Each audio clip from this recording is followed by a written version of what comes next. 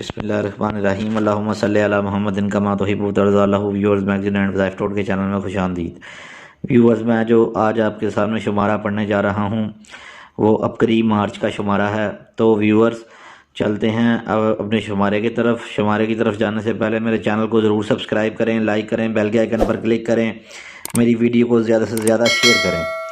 تو ویورز میں آپ کو اس کی تھوڑی سی ہیڈنگ بتا دوں۔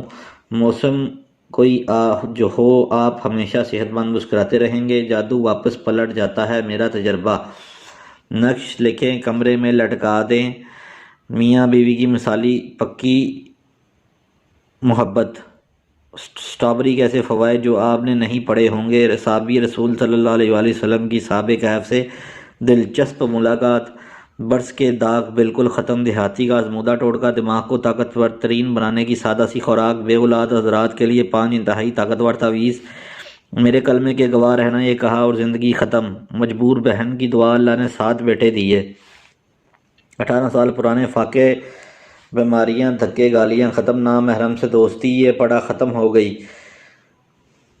قد بڑھانے کے لیے ورزش اور مالش، جادوگر کو بے بس کرنے کا نقش بس باندھ لیجئے۔ تو ویور شروع کرتے ہیں ہم اپنا آج کا آرٹیکل۔ ماں سے حسن سلوک کی وصیت۔ حضرت ابو سلامہ رضی اللہ تعالیٰ عنہ سے روایت ہے، فرماتے ہیں کہ ایک موقع پر نبی کریم صلی اللہ علیہ وآلہ وسلم نے 3 مرتبہ فرمایا میں ہر شخص کو اس کی والدہ سے حسن سلوک کی وصیت کرتا ہوں، پھر 2 مرتبہ فرمایا میں ہر شخص کو اس کے والد سے حسن سلوک کی وصیت کرتا ہوں، اور ہر اس شخص کو اس کے غلام سے حسن سلوک کی وصیت کرتا ہوں اگرچہ افراد سے اسے کوئی تکلیف ہی پہنچتی ہو۔ پیٹھ پیچھے برائی اور حسد نہ کرو۔ حضرت انس بن مالک رضی اللہ تعالیٰ عنہ سے روایت ہے کہ رسول اللہ صلی اللہ علیہ وآلہ وسلم نے ارشاد فرمایا آپس میں بغض نہ رکھو اور ایک دوسرے سے حسد نہ کرو اور پیٹھ پیچھے کسی کی برائی نہ کرو، بلکہ اللہ کے بندے اور آپس میں بھائی بن کر رہو۔ کسی مسلمان بھائی کے لیے جائز نہیں کہ اپنے کسی مسلمان بھائی سے 3 دن سے زیادہ تک بات چیت نہ بند کر دے۔ خالد ایڈیٹر کے قلم سے حال دل جو میں نے دیکھا، سنا اور سمجھا، اور آخر گدھا ریڑھی والے کا ہاتھ کٹ گیا۔ وہ چوری کرنا اپنا حق سمجھتا ہے۔ ہمارے پڑوس میں ایک صاحب رہتے تھے، غریب آدمی تھے، لیکن میں نے زندگی میں کبھی ان کو حلال حرام جائز ناجائز پاک ناپاک کی کبھی احتیاط کرنے والا نہیں پایا۔ ان کی زندگی میں جو چیز جیسے ہاتھ لگی، جہاں سے لگی، جیسے ملی، وہ اپنا حق سمجھتا ہے، حتیٰ کہ خود ہمارے گھرانے کی بھی کئی بار اس نے چوریاں کی، کئی چیزیں اٹھائیں، لیکن وہ اپنی عادت سے باز نہ آیا۔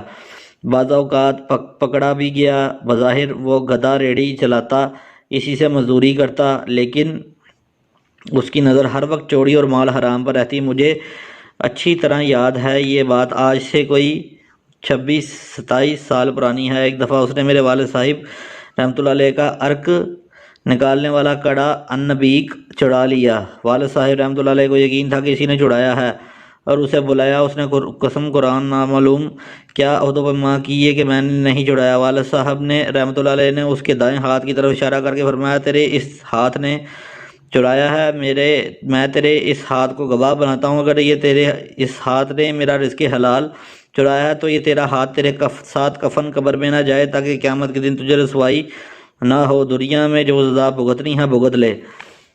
اور آخر کار اس کا ہاتھ کٹ گیا۔ اس نے ان الفاظ کی کوئی پرواہ نہ کی کہ وہ چوڑی کھا گیا۔ والد صاحب رحمۃ اللہ علیہ کا وصال ہوا۔ ایک بار میں نے اسے دیکھا تو اس کا دایاں ہاتھ کٹا ہوا تھا۔ مجھے حیرت ہوئی، جھٹکا لگا اور یک والد صاحب رحمۃ اللہ علیہ کی اس وقت جلالی کیفیت تھی۔ اس جلالی کیفیت کے دوران وہ الفاظ یاد آئے۔ میں نے اس سے پوچھا کہ یہ کیا ہوا؟ اسے وہ وقت بھول گیا تھا، وہ لمحے یاد نہیں رہے تھے، کیونکہ اس نے کوئی ایک چوری کی ہوتی تو اسے یاد ہوتا، جائز ناجائز وہ اپنا حق سمجھتا تھا۔ کہنے لگا گدھی کے لیے گھاس کاٹ رہا تھا، گھاس کاٹنے والی مشین میں ہاتھ آ گیا اور سارا ہاتھ کٹ گیا۔ میں خاموش چلا گیا۔ ملازم کا دھوکہ اور کاروبار تباہ۔ پھر مجھے ایک اور واقعہ یاد آیا۔ مدینہ منورہ سے مکہ مکرمہ آنے کے لیے ٹیکسی لی، ہم 3 افراد تھے۔ ٹیکسی ڈرائیور سے باتیں ہوئیں، وہ دراصل ملتان کا رہنے والا تھا۔ کہنے لگا میری ملتان میں بہت قریبی عزیزہ فوت ہوئی، مجھے مدینے سے ملتان آنا تھا، میں نے اپنے کھجوروں کا کام بہت بڑا کاروبار تھا وہ اپنے ملازم کو دیا اور تاکید کی کہ اس کا خیال رکھنا۔ پرانا ملازم تھا، میں ملتان آیا تو یہاں کی مصروفیت میں چند ماہ ٹھہر گیا۔ فون پر بات ہوتی رہتی تھی، وہ ہر وقت ہر چیز درست بتاتا۔ کاروبار بہت اچھا ہے، میں مطمئن رہا۔ کئی ماہ کے بعد جب مدینہ منورہ پہنچا تو اس سے کاروبار کا حساب لیا تو پتہ چلا کہ اس نے مجھے لاکھوں ریال کا مقروض کر دیا۔ اب میں پریشان کہ کاروبار کہاں گیا اور یہ پیسہ کہاں گیا۔ کہنے لگا سب کچھ آپ کے سامنے ہے، مجھے حساب کتاب نہیں آتا، الغرض وہ ہر چیز سے مکر گیا اور میرا سب کچھ کھا گیا۔ حضور نبی کریم صلی اللہ علیہ وسلم کے روضہ اطہر پر وجدانی کیفیت اور انوکھے الفاظ۔ میں حضور صلی اللہ علیہ وسلم کے روضہ اطہر پر گیا، رو کر ان کی بارگاہ میں عرض کی، یا رسول اللہ صلی اللہ علیہ وسلم، اس نے میرا مال کھایا، میں اس کو دنیا میں معاف نہیں کرا، میں نے اس کو آخرت میں معاف کیا۔ آخرت میں اس لیے معاف کیا کہ سارے انبیاء علیہ السلام کے سامنے یہ امتی شرمندگی کا ذریعہ نہ بن جائے۔ بس میری وجدانی الفاظ تھے، مجھے سمجھ نہیں آ رہی تھی کہ مجھے کیا کہنا ہے کیا نہیں کہنا۔ آج بھی ان بولوں پر خود شرمندہ ہوں۔ میں اس طرح کی باتیں کر کے چلایا، کاروبار کیا تھا سب کچھ ختم ہو گیا، مقروض ہو گیا تھا کہ ٹیکسی چلانا شروع کر دی اور کما کما کر اپنے قرض اتارنا شروع کیے۔ کوئی سزا دے دیتے مگر روضہ رسول پر شکایت نہ لگاتے۔ کچھ ہی عرصے کے بعد وہی میرا ملازم اسی دکان کا مالک بن کر بیٹھا تھا۔ مجھے ساری سمجھ آ گئی، لیکن میں معاملہ اللہ پر چھوڑ چکا تھا اور اس کے حبیب صلی اللہ علیہ وسلم کو گواہ بنا چکا تھا۔ پھر میں نے آنکھوں سے منظر دیکھا، جب یہ دکان پر آ جاتا تو اس کا عربی کفیل اس کے گھر جہاں اس کی بیوی اکیلی ہوتی وہاں چلا جاتا۔ پھر یہ نہیں بلکہ کچھ ہی عرصے کے بعد اس کے سارے کاروبار پر وہ کفیل قابض ہو گیا۔ یہ پھر جھاڑو پر آ گیا، حتیٰ کہ جھاڑو سے بھی اس کو دکان سے فارغ کر دیا۔ آج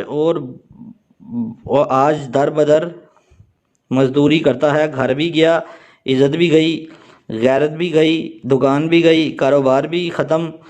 کئی بار میرے پاس آتا ہے، مجھے معاف کر دیں، میں نے آپ کو دھوکہ دیا۔ میں نے کہا بھائی میں نے تو حضور صلی اللہ